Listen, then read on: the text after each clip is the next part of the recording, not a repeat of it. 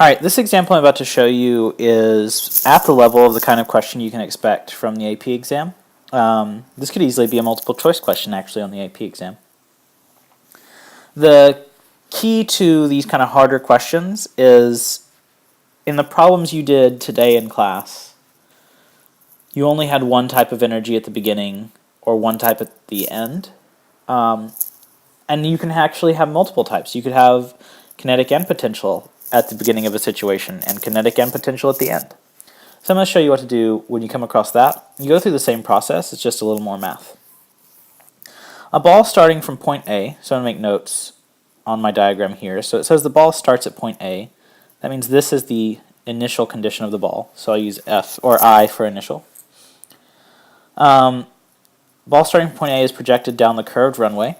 Upon leaving the runway at point B, the ball travels straight upward and reaches a height of 4 meters above the floor before falling back down. So this is final. Find the speed of the particle at point A. So I called that circled part F because clearly my ball reaches that height, and my brain went, oh, we're probably going to use that height to determine some potential energy. Okay, so as I've explained to you, the first part of this you don't even have to think about. Just write initial, final,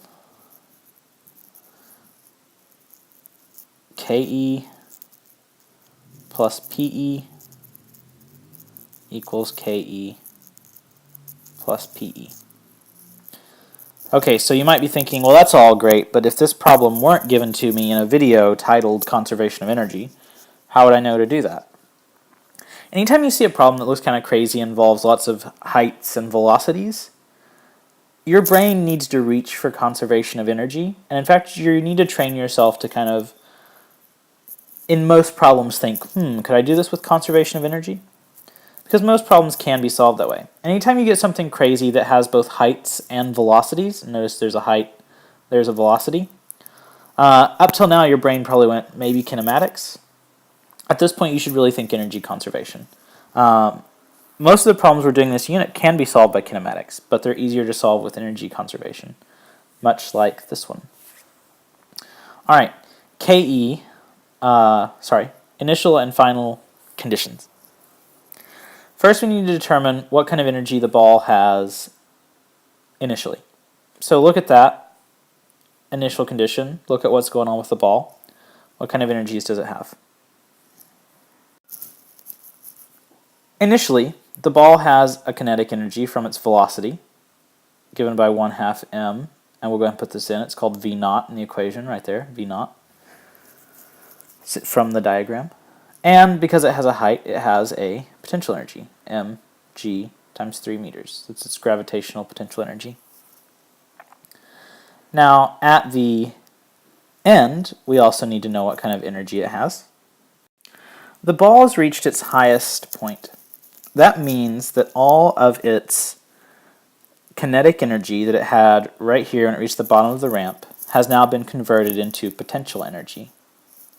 When all of your energy is potential and you're kind of in a falling up and down situation, you've reached your highest point whenever all your energy is potential, because that means you've lost all your kinetic energy, you have no more velocity, you only have your height, and now gravity is going to start pulling you back down. So when all of your energy is potential, that means you've reached your maximum height. Maximum height, all potential energy. So at the end, it only has potential, and we can write that mg. And I'll go ahead and plug in the height so I don't have to keep track of height 1 and height 2, 4 meters. Now you might be thinking, well, wait a second, that problem doesn't give us a mass. What are we going to do there? Well, look at this. What if I factor the mass out right here? What if I say mass times 1/2 V naught squared plus g times 3 meters? Well, then I can divide, close parentheses, both sides of the equation by this mass,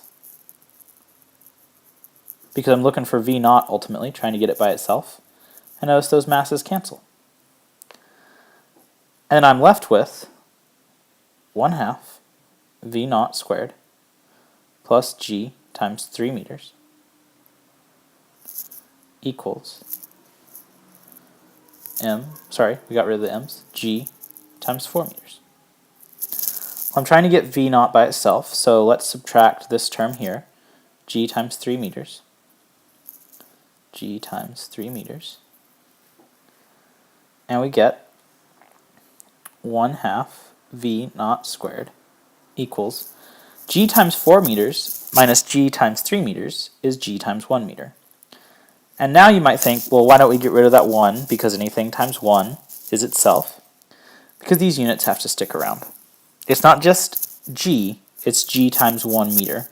And if you just left it as g, your units would be inconsistent. We need that meter there. So now we're still trying to get v naught by itself, so let's multiply both sides of the equation by 2. I get v naught squared equals g times 2 meters. Or you could say 2g times 1 meter, it doesn't matter.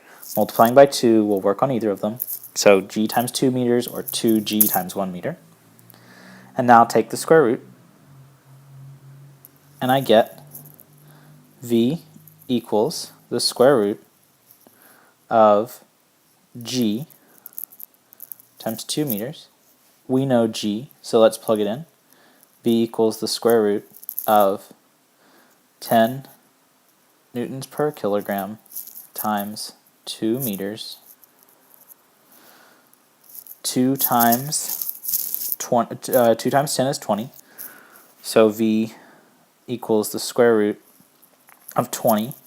And you can check me on these units, but gravity is also meters per second squared. Meters per second squared times meters would be meters squared per second squared. Now we need to take a second and figure out the square root of 20. Well, there's a 4 in there, 4 times 5, so V is 2 square roots of 5 meters per second. Why don't we go ahead and grab the good old calculator and see what that square root of 20 is. But notice, practicing some math, went ahead and took the problem as far as I could without the calculator. So the square root of 20 is about 4.47 meters per second. So that's how fast that ball was going right here when it started in order to get that high. All right. I expect to solve this level of problem in class tomorrow. Only making one video, so if you need to rewatch this, missed anything, I encourage you to just watch this again, especially if you missed any of my clicker questions or whatever you want to call them that pop up on the screen. Anyway, have a good night.